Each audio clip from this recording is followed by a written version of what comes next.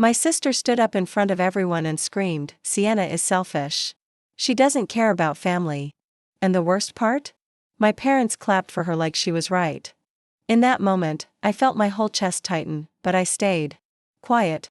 They thought I'd break, that I'd beg for their approval like always. But I didn't.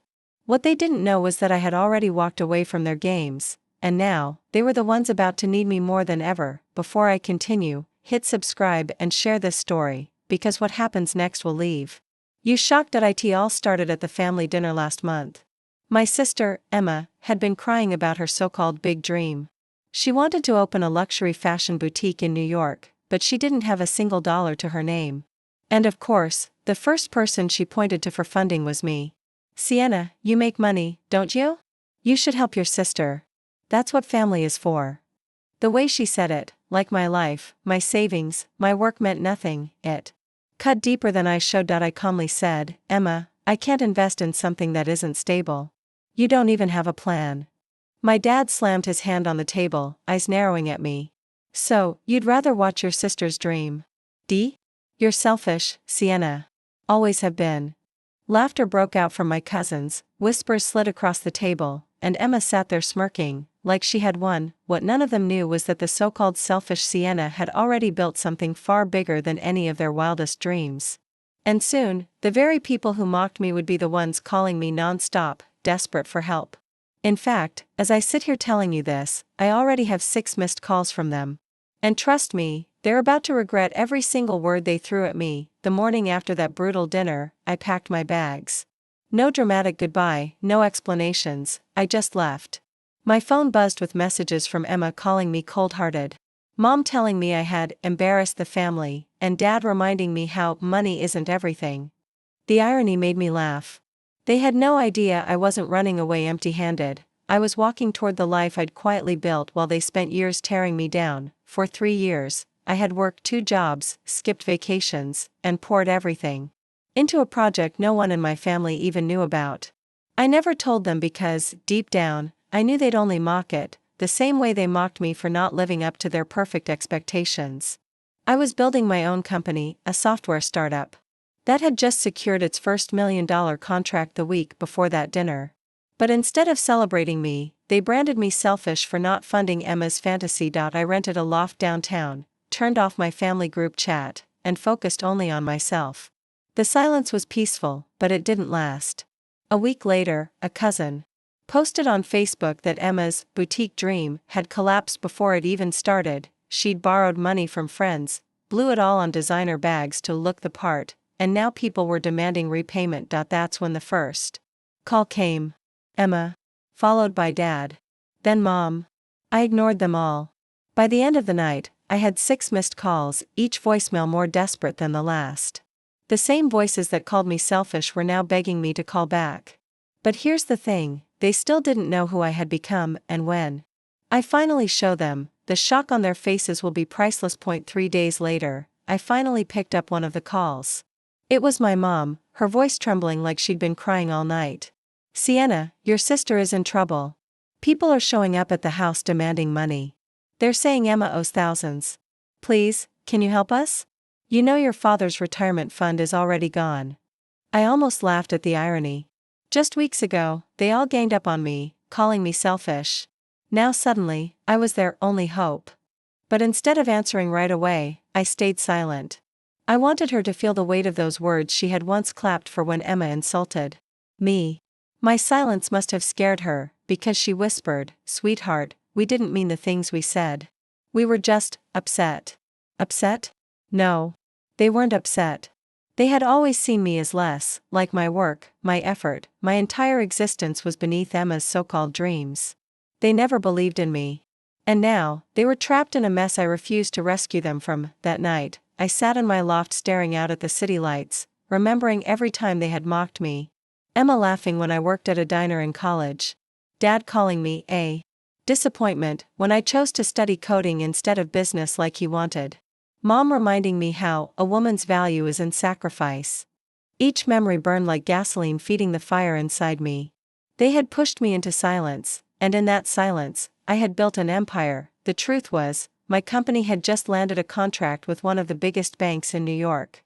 I had investors lined up, employees who respected me, and a future so bright it scared even me. But I didn't tell a soul in my family. Why should I? They weren't there for the late nights, the empty fridge, the overdraft bank account. They only showed up when they wanted something, and now, they wanted me. By the end of the week, my voicemail box was full. Emma's messages shifted from arrogant to pathetic. Sienna, please, I know I messed up, but you're my sister. Just give me one loan. I'll pay you back, I promise. Then Dad's voice, heavy with shame. Sienna, the men she owes money to are serious. They came to the house today. Your mom is terrified. We can't handle this without you. For the first time in years, they weren't in control. They weren't mocking me. They weren't calling me selfish. They were begging. And I can't lie, the sound of their desperation was the sweetest revenge I'd ever tasted, but I wasn't done. Because I knew the perfect way to reveal the truth. A family gathering was coming up, our aunt's anniversary party. Everyone would be there. And for once, they wouldn't be laughing at me.